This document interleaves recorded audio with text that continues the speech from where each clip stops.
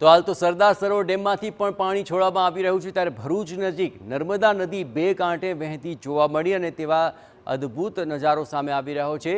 વાદળછાયું વાતાવરણ છે અને વચ્ચે નર્મદા નદીનું આ સ્વરૂપ અત્યંત નયનરમ્ય આ દ્રશ્ય ભાસી રહ્યું છે। ભરૂચ નજીક રેલવે દ્વારા બનાવવામાં આવેલા ઐતિહાસિક સિલ્વર બ્રિજ અને દેશના સૌથી જૂના ગોલ્ડન બ્રિજ વચ્ચે નર્મદા નદી ખળખળ વહેતી હોય તેવા આ દ્રશ્યો સામે આવ્યા। જો કે સતર્કતાના ભાગરૂપે સહેલાણીઓના આગમન પર પ્રતિબંધ મૂકી દેવાયો છે। માછીમારોને પણ નદીમાં ન જવાની સૂચના આપવામાં આવી છે। ઉપરવાસમાંથી નર્મદા નદીના ડાઉનસ્ટ્રીમમાં 1 લાખ ક્યુસેક જેટલું પાણી છોડવામાં આવી રહ્યું છે। આ પાણીની અસર આજે સાંજ સુધીમાં ભરૂચ નજીક જોવા મળી શકે છે।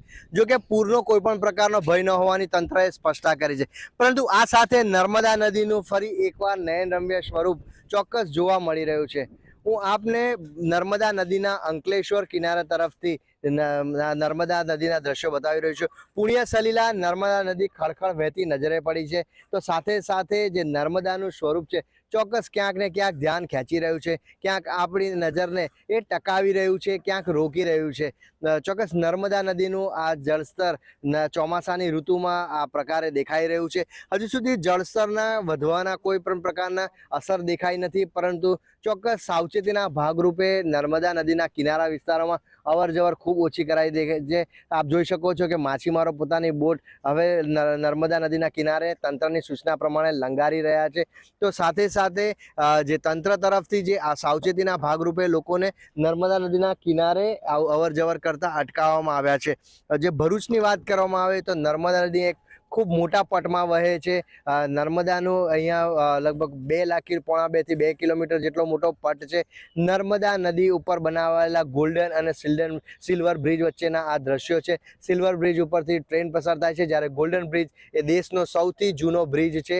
જે બંને વચ્ચેના આ નયનરમ્ય દ્રશ્યો અમે આપને બતાવી રહ્યા છે। નર્મદા નદી જે છે એ પુણ્ય સલીલા તરીકે ઓળખાય છે, લોકમાતા તરીકે ઓળખાય છે।